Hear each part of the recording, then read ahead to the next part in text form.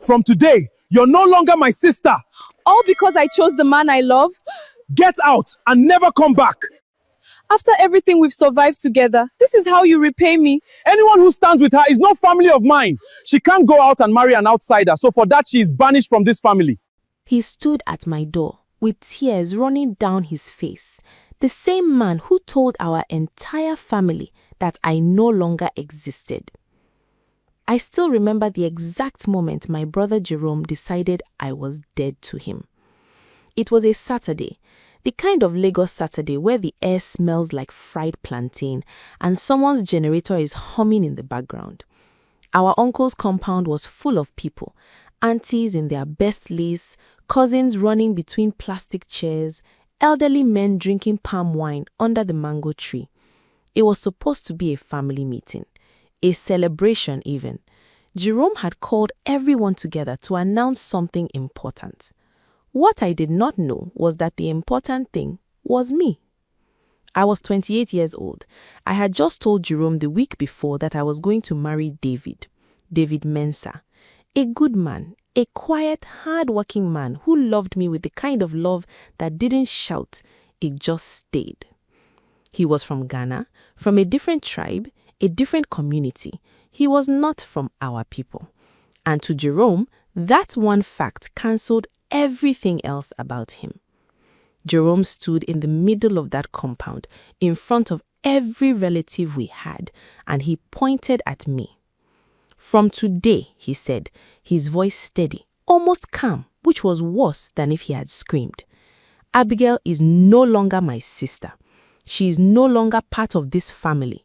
If anyone here receives her in their home or attends her so-called wedding, you are choosing her over this family, and you will live with that choice. The compound went silent. I heard one of the aunties gasp. I saw my cousin Sonia look away from me. I saw old Uncle Festus shake his head slowly, like he was watching something sad but expected. I stood there in my yellow dress. I remember the dress because I had ironed it carefully that morning, wanting to look good, wanting Jerome to see me as a grown woman capable of making her own choices. And I felt the ground shift under my feet. My brother, the man who used to carry me on my back when I was small, the man who sat beside my bed when I had malaria at age 10 and read me stories until I fell asleep, the man who cried at our mother's funeral and held my hand and said, "It's just us now, Abby. I will never leave you." That man was standing in front of our entire family and erasing me like a name written in chalk. I did not cry. Not there. I was too shocked to cry. I looked at Jerome for a long moment. I wanted him to see me, not as a problem, not as a rebel, just as his sister who had found someone who loved her. But he had already turned away. He was already talking to Uncle Festus about something else, as if I had already ceased to exist. I walked out of that compound. My legs carried me before my mind gave them permission. I got into a keke and rode to my room and sat on my bed in that yellow dress and stared at the wall. That was the day I understood something painful and permanent. Love, even blood love, can have conditions. And when you stop meeting those conditions, some people have no trouble letting you go. I married David 3 months later. Jerome did not come.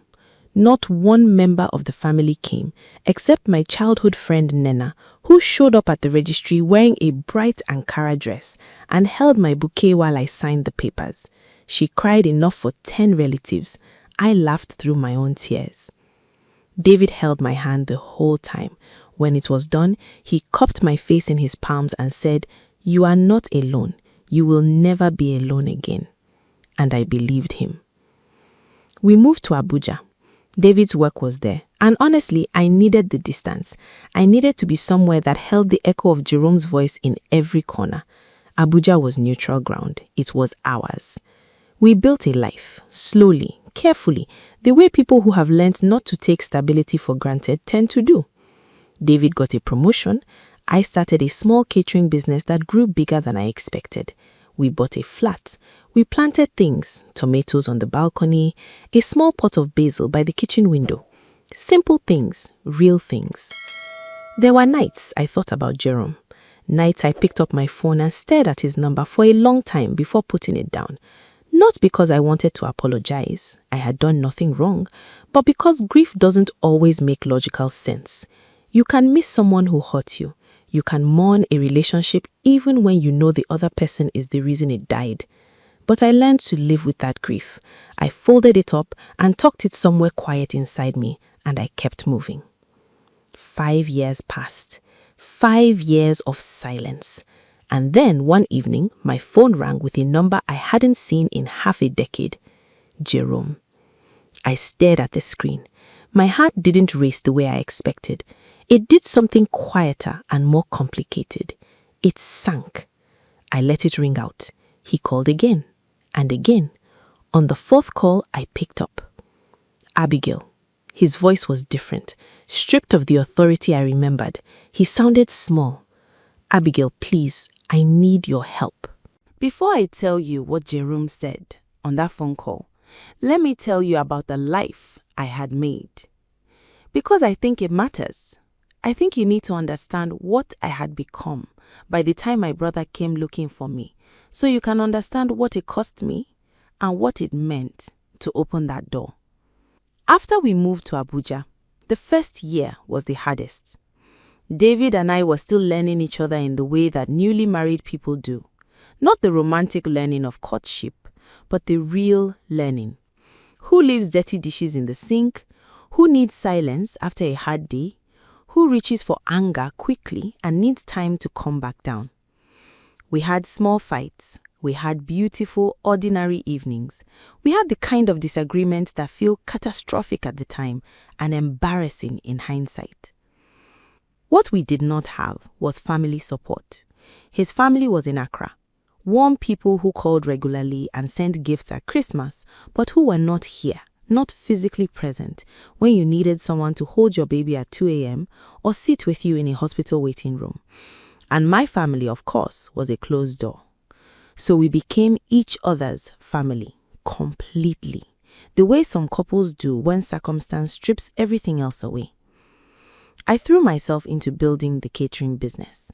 It started with a conversation at a colleague's birthday party, where I had made small chops and jollof rice, and the guests kept asking David who catered the event. He laughed and pointed at me. 2 of those guests became my first clients. I called the business Abby's Table.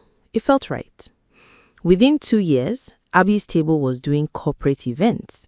By year 3, I had 2 permanent staff and a small van. I was not rich, but I was solid.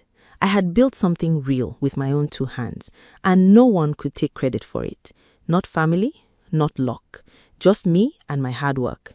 And David, who stayed up many nights helping me pack coolers and price menus, and who never once made me feel like my dream was too small or too large. We had a daughter in year 3. We named her Joy. She deserved the name. Joy was the child who healed something in me that I hadn't fully known was broken. When she was born and the nurse placed her in my arms, I felt a wall inside me come down. I had been so careful, so braced, so tightly held together since Jerome's rejection, and Joy just undid all of that. She looked up at me with those new, unfocused eyes, and I started crying in a way I hadn't cried since that yellow dress Saturday. David stroked my hair and said nothing. He understood. Joy grew up in a house full of love and food smells and music. She went to a good school. She was loud and funny and had her father's calm eyes and my stubborn chin. She knew nothing about Jerome. I had decided early that I would not fill my daughter's head with family pain she hadn't earned. She knew I had a brother. She knew we were not close. That was all. I had Nena, who had moved to Abuja for work 3 years after we did, and who became the sister the universe assigned me when blood failed. I had 2 close friends from church, Flora and Sonia, a different Sonia from my cousin, who prayed with me and ate with me and kept me accountable when I was tempted to shrink. I had a good life. Let me say that clearly, because I don't want you to think I was secretly miserable, secretly waiting for Jerome to come back, secretly hollow. I was not. I was full. I had made fullness out of the rubble of what he did to me. Which is exactly why, when his call came, I was not desperate to pick up. But I did pick up. Abigail. Small voice. Stripped voice. Abigail, please, I need your help. Jerome. I said his name carefully, the way you say the name of someone you once trusted with a sharp thing. What happened? There was a pause, a long one. I heard him breathe. It's Maya, he said, my daughter. Maya. I didn't even know her name until that moment. Jerome had remarried after his first relationship collapsed. I had heard this from a distant aunt who still dared to speak to me privately. He had a daughter, 6 years old, someone had once mentioned in passing. A daughter I had never met, a niece who did not know I existed. What happened to Maya? I asked, and my voice was already softening before I gave it permission. She's sick, Abby. His voice broke on my name, broke like a thing that had been holding too long and could not hold anymore. She's very sick, and the doctors say she needs a donor. We have been testing everyone in the family for months. Nobody matches, nobody. I knew before he finished the sentence what he was going to ask. My chest did something complicated. Not triumph, not even anger. Something older and sadder than both of those. There's one person left to test, Jerome said quietly. The doctors said one close relative. And Abby, say it, Jerome. It's you. Silence. Outside our bedroom window, I could hear Joy laughing at something on the television in the living room. I could hear David moving around in the kitchen, the soft percussion of a spoon against a pot. My life, my full, hard-built life.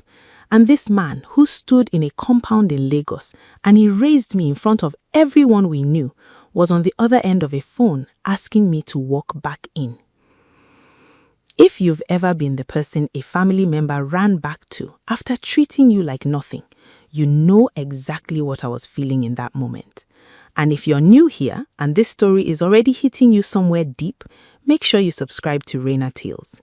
New stories every week that go straight to your chest. I looked at the ceiling for a long time. Then I said, "Tell me about Maya." Jerome talked for 40 minutes. I did not interrupt him. I sat on the edge of my bed with my back straight and my free hand pressed flat against my thigh, and I let him talk. He told me about Maya, how she had started falling sick at 5, persistent infections that wouldn't respond to normal treatment, how the doctors in Lagos ran test after test until they finally had a name for what she had. A blood condition, the kind that could be managed for a while, but ultimately required a bone marrow transplant if she was going to have a real future. He told me how his wife Clara had been tested first, not a match, then Jerome himself, not a match, then his mother's younger sister, not a match, then cousins, one after another, 11 people over 6 months, each one coming back negative. He described sitting in the doctor's office when a tired consultant looked at him over a file and said, "There is still one close relative we haven't tested." And when Jerome said there was no one else, the doctor had looked at the file again and said, "Our records show a sibling, a sister." Jerome said he sat in that office for a long time after the doctor left the room. I could picture it. Jerome in a plastic hospital chair, this man who had ruled our family with his jaw set and his decisions final, sitting in a room that smelt of disinfectant, holding the weight of what his pride had cost him. Not just cost him, cost Maya. When he finished talking, I asked the question that had been sitting behind my teeth the whole time. "Jerome, does Maya know about me?" A pause. "No," he said, "she doesn't." "Does she know you have a sister?" Another pause, longer. "No." I closed my eyes. She is 6 years old, I said slowly. She has been sick and scared, going through tests and hospitals, and she doesn't know she has an auntie who could have been holding her hand this whole time. He didn't say anything. Okay, I said, because what else was there? The anger was real, and it deserved space, but a 6-year-old girl needed a donor, and I was sitting here, healthy and whole, with functioning bone marrow and the blood of the same parents that ran through Jerome's veins. Some choices are not really choices. They just are what they are. I told David that night. He was quiet for a while, the way David gets quiet when he's feeling something large and deciding how to hold it. Then he said, "What do you want to do?" "I want to go and get tested." He nodded. "I want you to come with me," I said. "Obviously," he said. And that was it. No lecture, no list of reasons I should say no, just obviously. That was David. That had always been David. We drove to Lagos 3 weeks later. I had not been back in 5 years. The city received me the same way it receives everyone. Noisy, big, indifferent to your drama. Traffic on the expressway, hawkers at the window selling cold water and groundnuts, the smell of exhaust and rain and something frying nearby. Lagos does not care about your unresolved pain. It just continues. We had agreed to meet Jerome at the hospital first, before anywhere else. Neutral ground. I didn't want to walk into his house, into the territory of his family, until I understood what I was walking into. He was standing outside the main entrance when we arrived. I saw him before he saw me, and for one strange second, he was just a man, a tired, ordinary man in a plain shirt with grey beginning at his temples, and not the force of nature I had been carrying in my memory for 5 years. Then he turned and saw me. And Jerome, my big brother, the man who had never cried in front of me in his entire life except at our mother's funeral, pressed his lips together hard and looked at the ground. David put his hand on the small of my back. I walked up to Jerome and stopped. "Hi," I said. "Jerome," his voice was rough. "You came. I asked you to come," he said. He looked up then. His eyes were red at the edges. He looked at David briefly, a look that had some old discomfort in it that he was visibly trying to push down, and then he looked back at me. "Thank you for coming," he said, "both of you." I nodded once. "Let's go inside. Tell me about these tests." The hospital room where Maya was staying was on the 4th floor. Jerome took us there before the testing consultation, which I hadn't expected. I thought we were going straight to the medical team. But he stopped at a door in the pediatric ward and looked at me with something uncertain in his face. "She's awake," he said. I thought, if you want to." He stopped, started again. "You don't have to, but she knows someone is coming to help her." I didn't say who, I just said someone. I looked at David. He gave me the smallest nod. "Open the door," I said. Maya was small. That was my first thought. Small and bright-eyed, with Jerome's stubborn forehead and something else, something softer around the mouth that I didn't recognize, but that made me think of our mother. She was sitting up against her pillows with a coloring book on her lap, and when the door opened, she looked up with the particular alertness of a sick child who has learned to read adult faces quickly. She looked at me. I don't know what she saw, a stranger, a woman, someone her father had brought, which already made her curious because she knew her father. "Hi," she said. "Hi," I said. My voice came out steadier than I felt. "Are you here to help me?" she asked. Straight, the way children are, straight. "I'm going to try," I said. She studied me for a moment. Then, "You look like Daddy." Jerome made a sound behind me. Not a word, just a sound. I sat down in the chair beside her bed. I looked at her coloring book, a page half finished, a butterfly outlined in yellow. "That's a beautiful butterfly," I said. "I'm not done yet," she said seriously. "The wings need orange. Orange is a good choice. Do you know," she said, "that real butterflies taste with their feet?" I laughed, a real laugh, surprised out of me. I did not know that. My teacher told me before I got sick, said the way only children say hard things, matter-of-factly, without armor, because they haven't yet learned to perform toughness. I stayed with her for 20 minutes, while Jerome stood near the door. We talked about butterflies and her favorite cartoon and whether orange or yellow was the better color. At one point, she reached over and patted my hand to show me something in her book, and I felt her small, warm fingers on mine, and something in my chest cracked quietly. This child had existed for 6 years, and I had not known her because of pride, because of tradition, because of a man who loved his rules more than his sister. I pressed that thought down, not the time. After the testing consultation, which was efficient and clinical and required blood draws and a cheek swab and the filling out of many forms, Jerome walked David and me to the hospital car park. The sun was sharp and hot. A generator somewhere hummed its familiar Lagos soundtrack. Jerome stopped walking. He turned to face me. "Abigail," he said. And then he didn't say anything else for a long moment. He looked at his shoes, he looked at the sky, he rubbed the back of his neck the way he used to when we were children, and he had done something wrong and didn't know how to say it.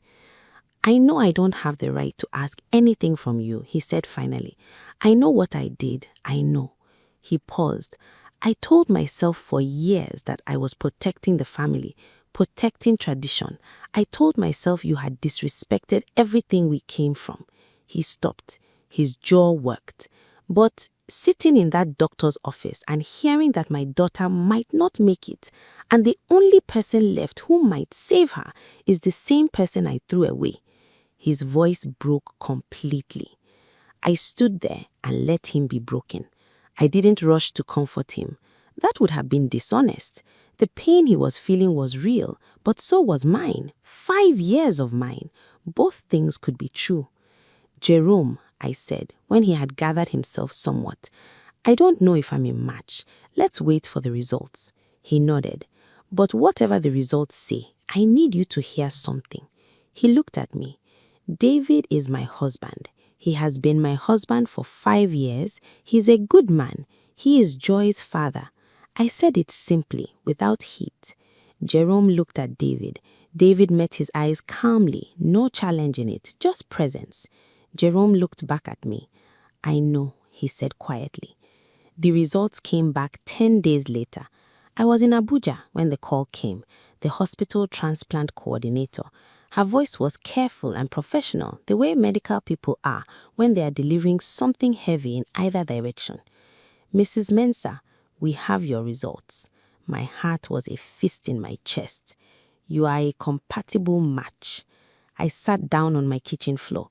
Compatible match. 2 words that meant a 6-year-old girl with a half-colored butterfly was going to have a real chance at growing up. 2 words that meant Jerome's pride had nearly cost his daughter her life. 2 words that blood, actual blood, bone marrow, biology, was the thing that connected me to this family, whether they wanted it or not. I called David, then I called Jerome. When Jerome heard, he made a sound I had never heard from him before, something between a sob and a prayer, something that came from so deep inside him that it didn't sound like the Jerome I had known at all. It sounded like a man being undone. The procedure was scheduled for 6 weeks after the results came in. Those 6 weeks were strange. Jerome called me more in that period than he had in the entire decade before. Some of the calls were logistical. Hospital appointments, paperwork, insurance conversations that made my head spin. But some of the calls were not about logistics at all. He would call and ask, "How is Joy?" with the careful politeness of someone who knew they had no right to ask but was asking anyway. I would tell him. Joy had won a drawing competition at school. Joy had decided she wanted to be a marine biologist when she grew up. Joy had eaten an entire mango in one sitting and gotten juice on her school uniform. Jerome listened to all of it with a hunger I could hear through the phone. A hunger for what he had missed, what he had refused. Clara, his wife, called me once. I hadn't expected that. Clara was a quiet woman. I had barely exchanged 100 words with her in the years before Jerome disowned me. But she called, and she started crying almost immediately. And through the tears, she said, "I want you to know that I told him he was wrong. I told him many times. I want you to know that." "I know, Clara," I said gently. Though I hadn't known, "Thank you." She said, "You didn't have to come back. You didn't have to agree to this. I know what he did to you." "I didn't do anything to me," I said. "She's just a child who needs help." Clara cried harder. The night before the procedure, David and I stayed in a hotel near the hospital. He rubbed my feet while I watched a show I wasn't really watching. And he said, "You know what I love about you?" "What?" "You are doing this not for Jerome, not to prove a point, not even really for the family.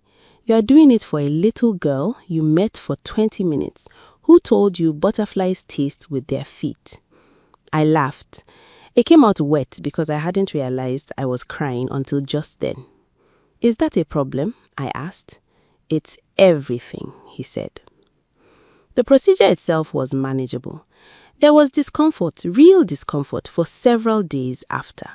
My lower back ached in a way that reminded it was there with every movement. I slept a lot. I ate what the nurses brought me and drank more water than I thought possible, and watched my body doing the slow work of recovery. Jerome visited every day. He did not make speeches. He did not try to pack 5 years of apology into a single hospital visit the way I had feared he might.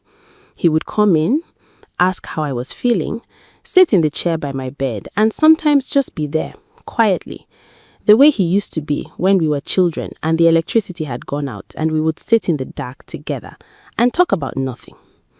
One evening, Jerome came with Maya. She was not supposed to be there. She was still receiving treatment herself, in a room 3 floors above mine. But she had apparently asked so many questions about the person helping her that the nurses had arranged a brief supervised visit. She walked in wearing a small hospital gown and slippers with cartoon dogs on them, holding her father's hand with one hand and her half-finished coloring book with the other. She climbed onto the chair beside my bed with the efficiency of a child who knows what she wants. She opened the coloring book to the butterfly page. She had finished it since I last saw her. Orange wings, just like she said, with tiny yellow dots along the edges that I was sure she had added herself. "I finished it," she said, holding it up for me to see. "It's beautiful, Maya." "The orange was the right choice," she said seriously. "You were right," I said. She studied me for a moment. "Daddy says you are my auntie." I looked at Jerome. He was looking at his hands. "Yes," I said carefully. "I am." "Why didn't I know you before?" Children. I took a slow breath. "Because sometimes grown-ups make mistakes, and it takes a while before they fix them." Maya considered this with the gravity of a judge. Then she nodded once, as if she had decided to accept this explanation provisionally. "Okay," she said, "but now I know you." "Now you know me," I agreed. She patted my hand the same way she had the first time we met. Small, warm fingers, the same gesture. And I thought, this right here, this is what the pride cost. This small hand that should have been patting mine for 6 years, this voice saying auntie like it was the most natural word in the world. Jerome looked up from his hands. He was watching us. His eyes were full. "Abby," he said, "just my name. Just that." Sometimes just a name said the right way carries everything that words cannot hold. Maya's transplant was declared successful 3 months later. I was back in Abuja when Jerome called with the news.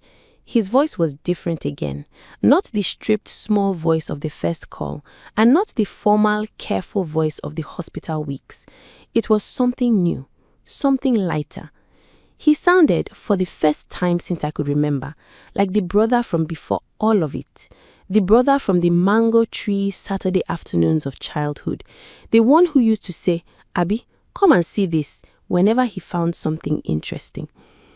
"She's going to be okay," he said. "The doctors say she's going to be okay." I stood in my kitchen, the same kitchen with the basil pot on the windowsill, and I let the relief move through me. For Maya, for Clara, even, honestly, for Jerome, because watching a parent fear for their child is its own kind of devastation, regardless of what you think of the parent. "Thank God," I said. "Thank you," he said. "Abby, thank you. You said that already. I will keep saying it." I was quiet for a moment. "Jerome," I said, "I need to ask you something. Anything. If David and I bring Joy to Lagos next month, if we come and you have us over for a meal, is that something your household can handle?" A pause, a real one. Not the pause of hesitation, but the pause of someone feeling the full weight of a question. "Yes," he said. "Yes, that is something my household can absolutely handle." We went in December. It was nothing like I had imagined it would be the first time I walked back into a family gathering. I had imagined it tense and pointed, every smile a performance, every comment a potential landmine. I had imagined Jerome's relatives giving David sideways looks. I had imagined myself holding my back stiff and my face careful. But it wasn't like that. It was just dinner. A big, loud Lagos dinner with too much food on the table and children running everywhere. Clara cooked a full spread. Maya sat next to Joy for the entire meal and talked so much that Joy, who was also not quiet by nature, could barely get a word in. Jerome grilled David about his work with the genuine curiosity of someone trying to build something from scratch. And David, who had more grace than anyone had a right to have, answered him openly and asked questions in return. At some point in the evening, Jerome came and sat beside me on the veranda. We watched the children through the open door. Maya was teaching Joy something, a hand game it looked like, with the patience and authority of a child who had learned to be grateful for the people in front of her. "She calls you Auntie Abby already," Jerome said. "She has been calling you that since the hospital. She asked Clara when Auntie Abby is coming to visit." I felt the familiar crack in my chest, the good kind. "I am glad," I said. Jerome was quiet for a moment. Then, "I have rehearsed what I wanted to say to you so many times. Every version I came up with felt small, like it wasn't enough." "Then stop trying to find the right version and just say the human one," I said. He turned to look at me. "I was wrong," he said. "I was wrong about David. I was wrong about what I did to you. I was wrong to let 5 years go by without..." He stopped. His jaw tightened. I was so convinced I was protecting something important. The family, the tradition, our name. I told myself I was doing what our father would have done. He looked at his hands again. "But our father loved you. He would not have done what I did." That hit me somewhere very quiet and very deep. Because it was true. Our father had been a man with his own stubbornness, but he had loved his children with a bigness that didn't keep scores. "No," I said softly. "He wouldn't have." Jerome was quiet for a moment. Then, "I don't deserve the forgiveness you have shown." "I didn't do it for you," I said honestly. "I did it for Maya. And honestly, for myself, because I refuse to let your choices turn me into someone bitter. I have worked too hard to be who I am." Jerome nodded. There were tears on his face. He didn't wipe them. "But," I said. He looked up. "But I am open to building something, slowly. Not because the past didn't happen. It did. But because Joy deserves an uncle, and Maya deserves an auntie. And maybe," I paused, "maybe we deserve to get some of it back." He exhaled, long and shaking. "Thank you, Abby." Inside, Joy laughed at something Maya did.